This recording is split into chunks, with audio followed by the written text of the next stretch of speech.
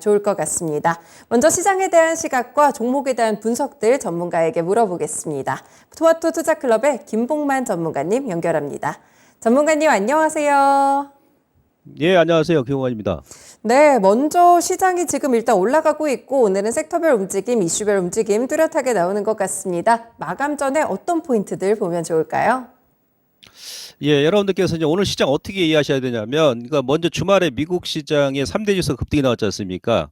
예, 그 첫 번째가 이제 경제 연착륙 그 기대감 때문에 그랬었고요. 그러니까 비농업 일자리 수가 예상치보다 많이 증가를 했고, 그런 가운데에서 일자리 수 증가했는데 이제 임금은 상승 속도가 둔화됐거든요. 그래서 시간당 임금 상승률이 낮아졌습니다. 그러다 보니까 인플레이션이 또 완화되는 거 아닌가? 일자리 늘었지만 임금이 낮아지니까. 예, 그러다 보니까 연준의 또 이제 금리 전망치가 동결적으로 돌아섰지 않습니까? 그래서 이제 3대 지수가 반등이 나왔는데 주말에 이제 미국 시장 반등이 어떤 쪽에서 많이 나왔냐면 그동안 이제 빅테크가 미국 시장을 많이 이끌고 올라갔었지 않습니까?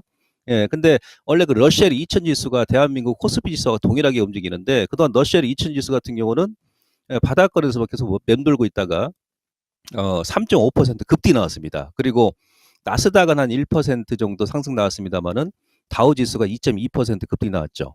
자, 이제 미국도 뭔가 그동안 5개월 동안 빅테크가 시장을 이끌고 필라델피아 반도체 지수가 5월 말까지 시장을 이끌었기 때문에 이들 종목군들은 다소 조금 피로감이 좀 쌓이는 것 같아요. 그래서 주말에도 엔비디아를 필두로 해가지고 필라델피아 반도체 지수는 좀 약세 마감했지 않습니까? 차익 매물이 나오고 있다는 얘기예요. 거기에 반해서 앞서 그 말씀드린 대로 뉴욕 증시 같은 경우 이제 러시아하고 다우지수 급등 나왔던 것은 경기 침체 우려감이 진정이 되면서 소위 경기 민감주죠. 뭐 나이키도 포함이 되고 그다음에 오늘 우리 시장 같은 경우는 두산 밥켓이 신고가입니다. 그죠? 기계 장비 쪽이 상당히 좋은데 이들 그러니까 경기 민감주가 강세를 보였다는 얘기예요. 그래서 이번 주가 아니고 이제 이번 주에 이러한 흐름이 지속적으로 미국 시장을 필두로 해가지고 우리 시장도 이어지는지 여부를 좀 체크를 해야 되고 무슨 얘기냐면 우리가 이제 업종별로 보더라도 지금 삼성전자 하이닉스 때문에 5월 말까지 대형 지수가 시장을 끌고 올라왔는데 그동안 그 중형주 코스피 중형지수 같은 경우는 거의 한 달 넘게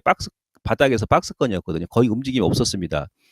근데 이제 오늘 같은 경우는 이제 두산 밥켓, 그다음에 기계, 건설, 조선, 철강주가 매수세가 유입되면서 중형주가 지금 시장을 주도하는 그런 장세가 돼버렸죠. 그래서 이런 미묘한 변화가 일어나고 있기 때문에 우리가 이제 눈높이를 약간 좀 조절해야 된다. 그러니까 반도체 같은 경우도 우선 계속 뭐 현재 대표적으로 일단 시장 끌고 올라가는데 지난번에도 제가 말씀드렸습니다만은 한 템포 이제 누를 자리라는 얘기예요. 그래서 따라가는 전략보다도 눌림 줬을 때 반도체 관련 종목군들은 뭐 21선 내지 35일선 언저리에서 일단 저점 매수하시는 가운데서 미국 시장에 말씀드렸던 그런 변화가 나왔기 때문에 우리가 좀 관심 있게 시장 변화를 좀 체크를 해보자. 그리고 외국인들 같은 경우도 매수세가 지금 유입되고 있습니다만은 지난 시간에도 제가 설명드렸습니다만은 5월 달에 뭐 4조 원 넘게 매수를 했기 때문에 1월부터 5월 말까지 13조 원을 매수했거든요.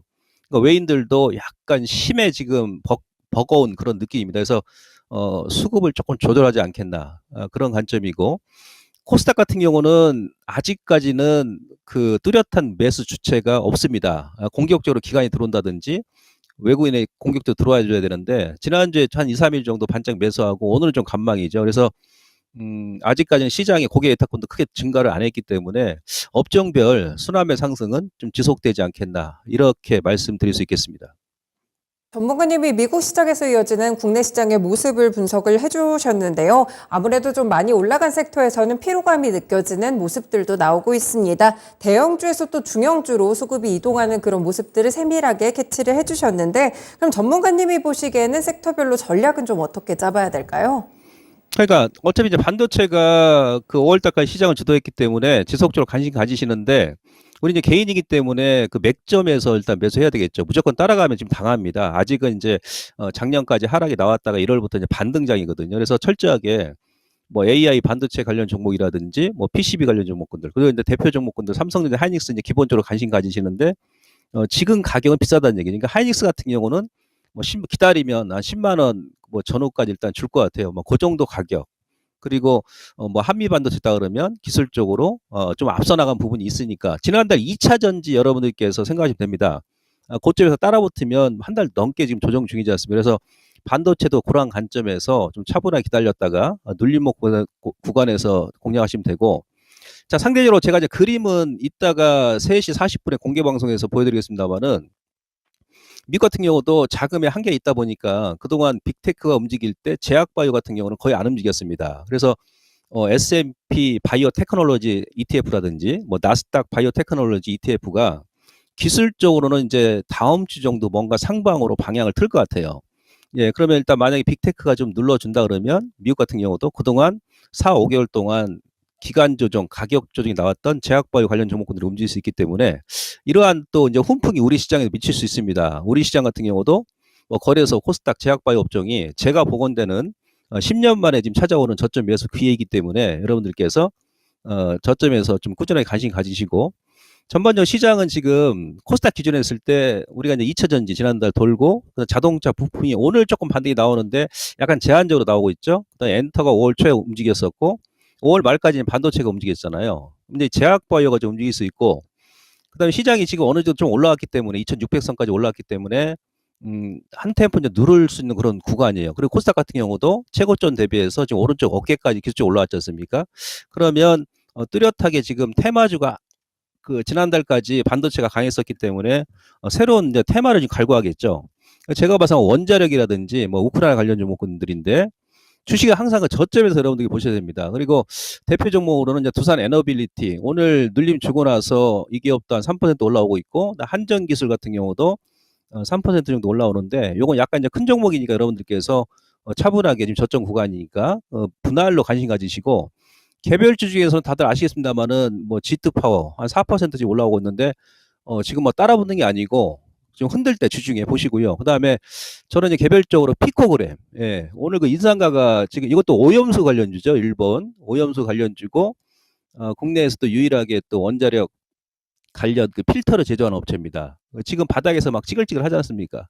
이런 류의 종목군들을 여러분께서 좀 선침해 차원에서 좀 접근을 해보죠. 그리고 여름에는 보통 보게 되면 현 정부의 집권이 1년 차가 넘어서는 그런 구간이어서 정책 관련 종목군들이 많이 나옵니다. 움직입니다. 통상적으로. 예, 그래서 그런 차원에서 원자력 관련 종목군들도 좀 관심 있게 이제는 저점에서 좀 매수 관심으로 좀 대응을 해보자, 이렇게 정리를 해드릴 수 있겠습니다.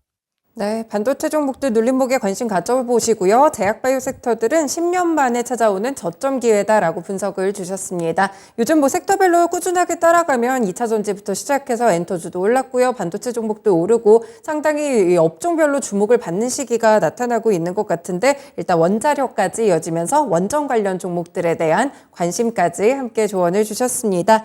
네, 전문가님, 그러면 오늘은 또 사실 경기 민감 종목들이 상당히 잘 가잖아요. 석유화학이나 뭐 조선, 뭐 철강 이런 쪽도 다 괜찮은 것 같은데, 이런 쪽은 투자를 뭐 지금 들어가 봐야 될까요? 어떻게 보세요?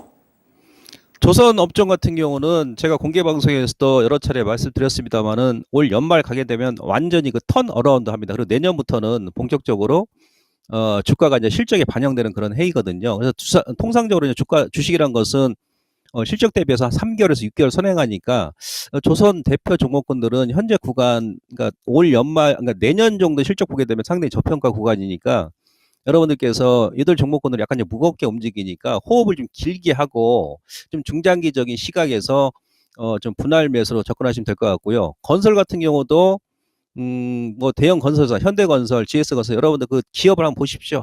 이게 주가입니까? 이거 주가입니까? 이게? 예, 실적 대비 너무나 저평가죠. 물론 이제 미국이 그 주말에 나타났던 그런 업종 및 종목의 미세한 변화가 이번 주, 다음 주까지 이어질지 여부를 먼저 체크를 해야 되겠습니다만은, 제가 보건대는 이제 빅테크가 5개월 연속 올랐기 때문에 미국 같은 경우도 이제 못난이 종목이죠. 그동안 찌글찌글 막 밀었던 경기 민감주가 좀 움직일 수 있기 때문에, 그런 분위기가 만약 다음 주까지 우리 시장이 이어진다 그러면 뭔가 우리 시장도 좀 바톤 터치가 좀 이루어질 수 있다. 그런 관점에서 경기 민감주, 조선, 건설, 기계, 장비, 그다음에 뭐 화학이라든지 뭐 정유 같은 경우도 마찬가지입니다.